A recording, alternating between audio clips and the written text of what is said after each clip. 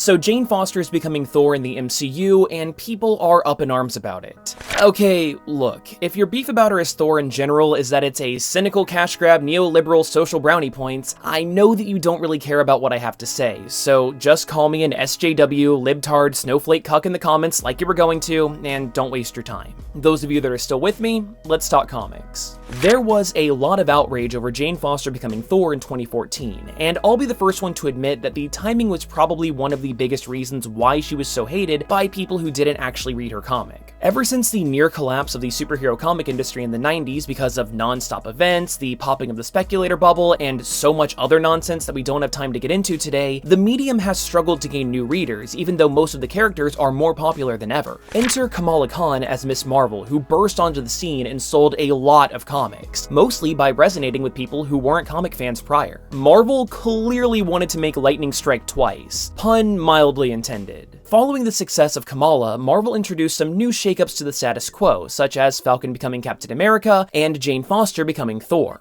Despite all of the obvious backlash from the anti-diversity folks, these books sold pretty well, which led to Marvel leaning into diversity even harder.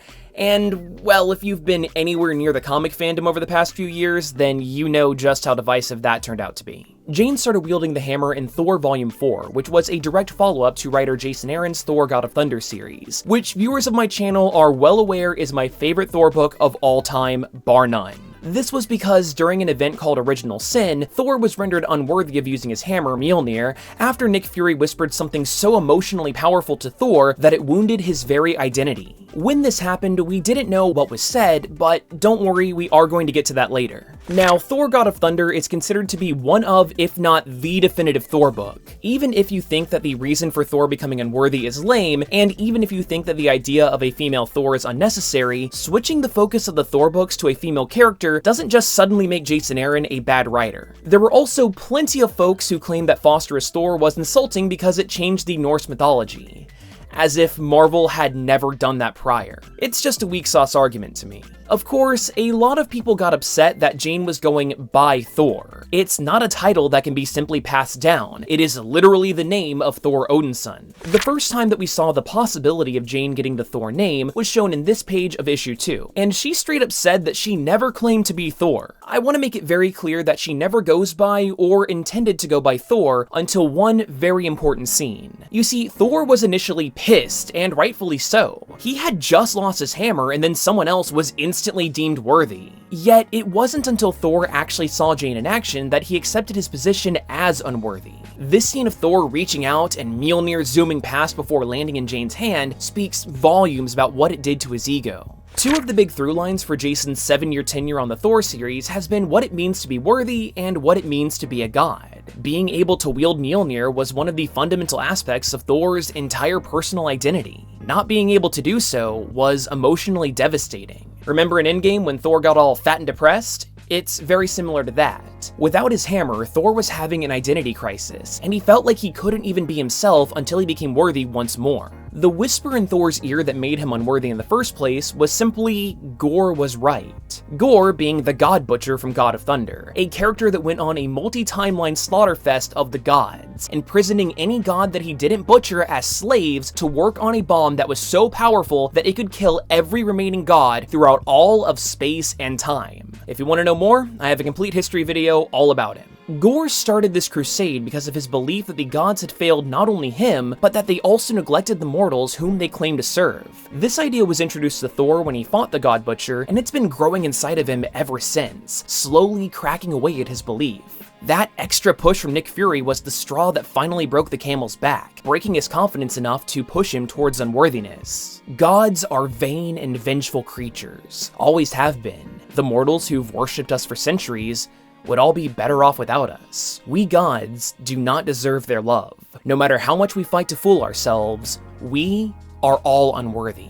When Beta Ray Bill challenged Thor's belief in this, he simply replied that if he didn't truly believe it, then he would still be holding his hammer. This is why Thor decided to renounce his name and go on a journey of self-discovery. There's a lot more at play than just a whisper and a dumb as hell expression. Lots of scenes in media look pretty damn stupid without context, and investment in the characters and story can lead to a different perspective rather than just looking in from the outside. If you want your comics to strictly focus on fights and not worry about feelings, I understand. I don't agree with that, but I'm not here to shame people for having different tastes than me. I am willing to concede that Thor is a name and not a title. That detail doesn't matter much to me because Thor temporarily passing it on to Jane until he found himself was merely symbolic. No more, no less. But let's not pretend like our OG Thor was out of the game though. I mean, sure, he had his drunken stupor at first, but the character exploration during his time of unworthiness was great development. Not to mention that the Unworthy Thor miniseries was phenomenal. This scene of Beta Ray Bill offering his hammer and then Thor rejecting it because of his ongoing mission to find himself is a moment that I've come back to multiple times. Not to mention the awesome quest of Thor going after the Mjolnir from the Ultimate Universe, which crash landed in his reality. You want some great action?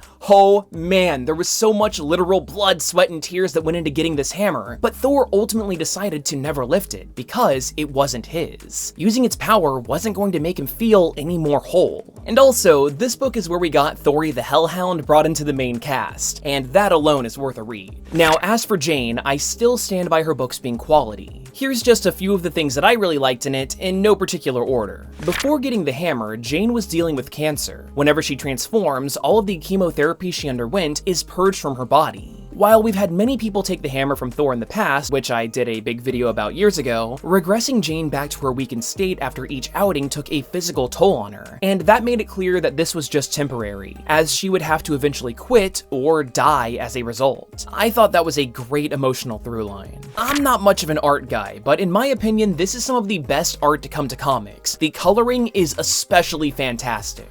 The interactions and fights between Jane FosThor and Dario Agger, the CEO of Roxxon and occasional Minotaur, are great. I also just love Agger as a character. He's the kind of villain that I love to hate. Jane being a wanted criminal of Asgard for having the hammer was a lot of fun. Even though Thor explained to Odin that he was fine with it, the Allfather, being his usual extra self, made it his life's mission to destroy Jane, and was even willing to let his mass-murdering brother become the Minister of Justice, which was a great touch. The additional lore of Mjolnir containing a sentient cosmic storm was awesome, and Odin's inability to control the storm even after stealing it inside of the hammer is a good explanation for why he stopped using it as his weapon. The challenge of the gods between Jane and the Shi'ar gods was a very fun storyline, and the resulting conflict with the Phoenix was as well. Jane's final outing as Thor, even though she knew it would kill her, was a great way to end her time. Plus, the destruction of Mjolnir by detonating it inside of the sun was an awesome moment and one of the strongest events in Marvel history. It also paved the way for that scene at the end of War of the Realms, where Thor reforges Mjolnir with the power of the sun by channeling the cosmic storm